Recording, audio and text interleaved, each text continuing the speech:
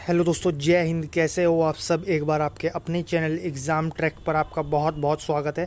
तो दोस्तों, जैसे कि आपको पता है, आपके जो उत्तर प्रदेश पुलिस विभाग में 2400 से अधिक भर्ती निकली है, radio operator, assistant radio operator और साथ ही साथ रेडियो वर्कशॉप स्टाफ की। ठीक है, तो बहुत ही बच्चे कमेंट्स कर रहे हैं और उनका कमेंट्स करना जायज़ भी है। वो मेरे ही यूट्यूब चैनल पर नहीं, हर एक के यूट्यूब चैनल पर कमेंट कर रहे हैं कि सर इसका पेपर कब तक होगा, क्योंकि हम तैयारी करते करते हमारा जो एक मोटिवेशन होता है अंदर, स्टूडेंट के अंदर आग होती है कि हमें करना है कुछ ना कुछ, ये पेपर क्लियर करना है। तो अभी हमें कुछ भी पता नहीं चल रहा, तो हम कब तक ऐसे तैयारी करते रहें। और ये बात बच्चों की कहीं ना कहीं सही भी है, क्योंकि ये जो फॉर्म है मार्च में भरे गए थे और अभी अक्टूबर आ गया, अभी तक कुछ भी जानकारी नहीं है। 6 महीने से भी ऊपर हो चुका है। और भाई, मैं मानता हूँ कितना हर कोई बच्चा पढ़ते पढ़ते डिमोटिवेट हो जाता है। ठीक है ना दोस्तों, तो इसी के बारे में आज मैं बताने आया हूँ कि आपका एग्ज़ाम कब होगा। बट उससे ही मैं आपको बताना हूँ कि आपकी कट ऑफ के बारे में, क्योंकि दोस्तों अगर आपको कट ऑफ का एक अंदाज़ा होगा कि हमें इतना स्कोर करना है, तो कहीं ना कहीं आप उसमें एग्ज़ाम पास करने में सक्सेसफुल रहोगे। ठीक है ना, आप खुद ही मान के चलो, अगर आपको टारगेट का ही नहीं पता तो आप क्या कैसे करोगे। तो कहीं ना कहीं अगर आपका टारगेट मानोगे आप, तो आप सक्सेसफुल 100% हो जाओगे। ठीक है, तीसरी बात यह है कि फाइनल मेरिट मानने के लिए देखो दोस्तों, क्या होता है कि जैसे यूपी से एसआई है, एसआई में क्या हुआ, बहुत से बच्चों ने क्या 36,000 बच्चे लिए गए और वैकेंसी थी कुल 9,500। तो उसमें ये हुआ कि जितना भी मतलब पास हो गया, मतलब बच्चा 36 के 36,000, उन्होंने फिजिकल क्वालिफाई कर लिया 30,000 के आसपास ने। ठीक है, कुछ गए नहीं, एब्सेंट रहे, और कुछ का फिजिकल क्वालिफाई नहीं हुआ। 36 में 30,000 का, तो अब 30 में से जो फाइनल मेरिट लगी उसमें भी लगभग ये मान के चलो 5-5 6 क्वेश्चन बढ़े, जनरल ओबीसी कैटेगरी के और हर एक कैटेगरी के। ठीक है ना, तो दोस्तों फाइनल मेरिट में नाम लाने के लिए भी एक अलग ही जंग है आपका।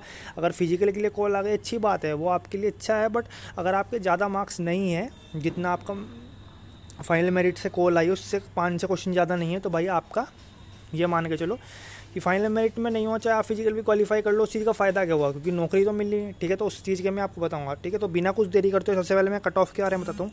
ठीक है दोस्तों, जैसे कि आपको पता है, रेडियो वर्कशॉप स्टाफ में देखो पोस्ट तो इतनी नहीं है। असिस्टेंट रेडियो ऑपरेटर में तो काफ़ी पोस्ट हैं, 1350 प्लस पोस्ट हैं।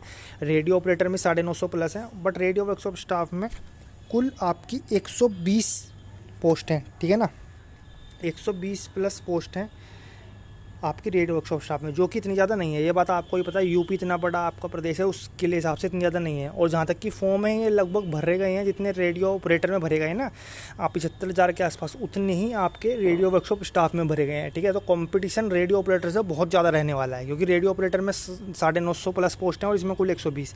ठीक है, तो पोस्ट का भी काफ़ी बड़ा फ़र्क है। बट फिर भी मैं आपको डिमोटिवेट नहीं कर रहा, मैं आपको इतना ही कहूँगा, देखो अभी ये नहीं पता चल रहा है कितने क्वेश्चंस आएंगे। ठीक है, मैं अपनी तरफ से बता दूं कि 150 आएंगे, 160 आएंगे, 200 आएंगे, उससे कोई भी फ़ायदा नहीं है। ठीक है, और अभी जब क्वेश्चंस का नहीं पता तो मार्क्स का भी नहीं पता कितने मार्क्स हैं। बट क्लियर मैं आपको एक बार बता दूँ, चाहे आपके 150 क्वेश्चन आए, मतलब 300 मार्क्स का पेपर हो, चाहे आपका 400 मार्क्स का पेपर हो, उसमें 200 क्वेश्चन आए, 160 क्वेश्चन आए, आपका पेपर जितने मार्क्स का हो, अगर आप उसमें 80% कर लेते हो, उसका 80% आप पेपर को कर देते हो बिल्कुल सही, आपके उतने मार्क्स हैं। मान लो सपोज कर लो, क्योंकि नेगेटिव मार्किंग तो है नहीं, मान लो अगर 400 मार्क्स का पेपर है, ठीक है, या फिर 200 क्वेश्चंस का पेपर है, ये मान के चलो, मैं ऐसा कह नहीं रहा कि 200 क्वेश्चंस का आएगा, पर मान के चलो अगर 200 क्वेश्चंस का पेपर है और उसमें आप 160 क्वेश्चंस प्लस कर देते हो, तो दोस्तों आपका सिलेक्शन आराम से हो जाएगा। आप जनरल कैटेगरी से हो, ओबीसी से हो। एससी एसटी अगर 155 प्लस कर देते हैं तो उनका भी सिलेक्शन हो जाएगा। अब यहाँ पे 2 टाइप के बच्चे होते हैं। एक टाइप का बच्चे एक आएगा कि सर ये तो काफ़ी ज़्यादा है, तो दोस्तों मैं आपको बता दूँ, देखो पोस्ट काफ़ी कम है, तो इतना तो आपको करना ही पड़ेगा। बहुत से बच्चे कहेंगे इतनी कम पोस्ट है तो सर ये तो आपने बहुत कम बता दिया। तो दोस्तों मैं आपको बता दूं, ठीक है मैं मानता हूँ काफ़ी कम पोस्ट हैं, बट इतना कवर अप करना ही बहुत मुश्किल बात है। हर किसी पे इतना एक 200 में से 160 प्लस नहीं हो पाता। ठीक है ना, तो दोस्तों अगर आप इतना कर लेते तो आपका 100% सिलेक्शन आपको, आप जिस भी कैटेगरी में, आपको हो जाएगा। दूसरी बात, फाइनल मेरिट माने के लिए कितने घंटे पढ़ना जरूरी है, तो इस चीज़ का मैं आपको क्लियर बता दूँ। देखो घंटे पढ़ना ज़रूरी नहीं होता। ठीक है ना, आप 7 घंटे पढ़ रहे हो, 8 घंटे पढ़ रहे हो, पता चला उसमें पढ़ भी आप आधा घंटे का भी नहीं हो, तो ऐसा नहीं, ऐसा अगर करके चलोगे तो आपका कभी भी कोई एग्ज़ाम, गवर्नमेंट एग्ज़ाम क्लियर नहीं होगा। ठीक है, मैं भी जब पढ़ता था ऐसा कभी नहीं करता था कि आज मुझे 4 घंटे पढ़ना है, 5 घंटे पढ़ना है, क्योंकि वो कभी भी सक्सेसफुल नहीं रहता। अगर आपको वाकई में गवर्नमेंट एग्ज़ाम क्लियर करना है तो आप ना एक पिछली रात में ही, जैसे अगला दिन है उसका रात में ही टारगेट बना लो कि मुझे इतना, इसके 2 पेज पढ़ने हैं, मैथ्स के 100 क्वेश्चंस लगाने हैं, रीजनिंग के 50 क्वेश्चंस लगाने हैं। ठीक है, इतना आप टारगेट मान के चलो अपना, और जितनी भी चाहे ये 2 घंटे में हो जाए, 4 घंटे में हो जाए, इसके 12 घंटे लगें, आपको पूरा करके जब भी सोना है अगले दिन के लिए, उससे पहले नहीं सोना, ठीक है।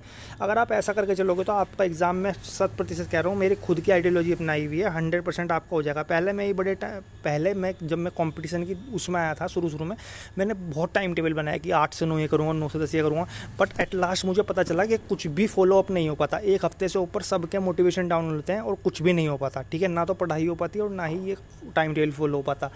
तो इसलिए मेन बात ये, आप घंटे के हिसाब से मत पढ़ो। सिंपल सी बात यह है कि आप ना फोकस करो अपने टारगेट पे कि इस दिन में मुझे इस सब्जेक्ट में कितना पढ़ना है, उसमें कितना पढ़ना है, ठीक है।